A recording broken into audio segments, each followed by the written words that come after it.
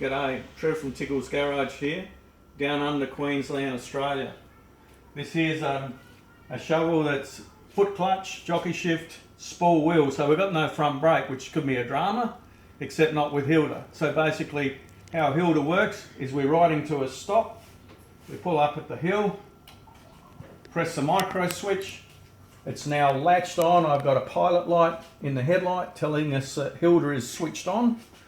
That's controlled by a little module which I have under the seat. That is switching an electric hydraulic solenoid on, holding the brake on. So now we're sitting at the hill, we can have both feet on the ground. When we want to take off, we simply start to ride the clutch, press the micro switch again, brakes are off, and away we go.